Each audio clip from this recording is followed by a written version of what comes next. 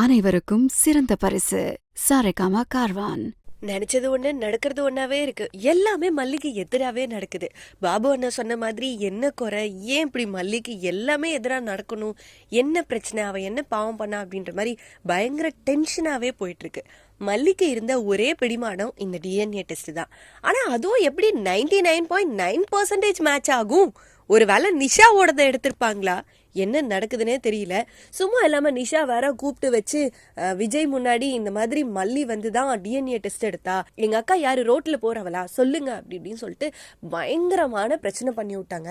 விஜயும் என்ன இது இப்படிலாம் நடக்குது, ஃபர்ஸ்ட் ஆரம்பத்துல மல்லி இதெல்லாம் பண்ண மாட்டா, அந்த மாதிரி அவ கேரக்டரே கிடையாது அப்படின்ற மாதிரி சொல்றாங்க. மல்லியும் எதுவும் பேசாம தான் நிக்கிறாங்க, என்ன சொல்றதுன்னு தெரியாம வாய் மூடிட்டு நிக்கிறாங்க.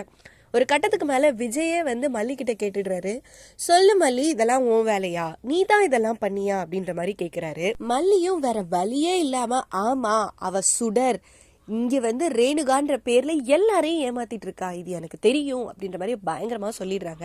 ஆனா இதை நம்புறதுக்கு தான் யாருமே இல்லையே. இந்த ரேணுகா வேற சும்மா இல்லாம அப்படியே போய் மயங்கி விழுகிற மாதிரி எல்லார்கிட்டையும் அழுது புலம்பி என்னென்னமோ பண்ணி மயங்கிட்டாங்க. டாக்டர் வந்து செக் பண்ணும்போது ஆல்ரெடி இவங்க செத்து பொழைச்சிருக்காங்க, இப்ப போய் இவங்களுக்கு இவ்வளோ மென்டல் ப்ரெஷர் கொடுக்குறீங்க அப்படின்ற மாதிரி சொல்லிடுறாங்க. இதை கேட்டு நிஷா சும்மா இல்லாம, ராஜி சும்மா இல்லாம எல்லாரும் சேர்ந்து மல்லியை போட்டு ரொம்ப ப்ரெஷர் பண்ண விஜயை ட்ரிகர் பண்றாங்க. விஜய் சும்மா இருப்பாரா? மல்லிகிட்ட போய் நீ இங்க இருக்கிறது சரியில்லை அப்படின்றாங்க. நிஷா வந்து வெளியே அனுப்பிச்சு விடுங்க, அவங்க இங்க இருக்கவே கூடாது அப்படின்ற மாதிரி சொல்றாங்க. ஆனா விஜய் என்ன நினைக்கிறாரு, ஒருவேளை இந்த கல்யாணம் நடக்கிறதுனாலதான் மல்லிக்கு இந்த மாதிரி எல்லாம் தோணுதோ அப்படின்ற மாதிரி சொல்லிட்டு, நீ இந்த நேரத்துல இங்க இருக்கிறது சரியில்லை மல்லி, நீ வீட்டை விட்டு கிளம்பு அப்படின்ற மாதிரி சொல்றாரு. எப்படி மனசாட்சியே இல்லாம விஜய் மல்லியை வீட்டை விட்டு கிளம்புன்னு சொல்றாருன்னு எனக்கு தெரியல.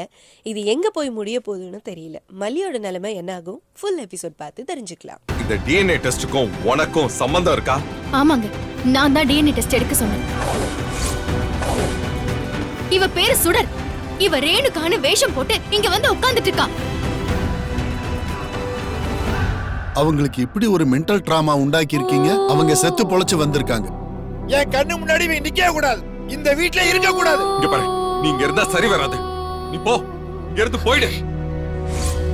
மல்லி மல்லி மல்லி மல்லி மல்லி.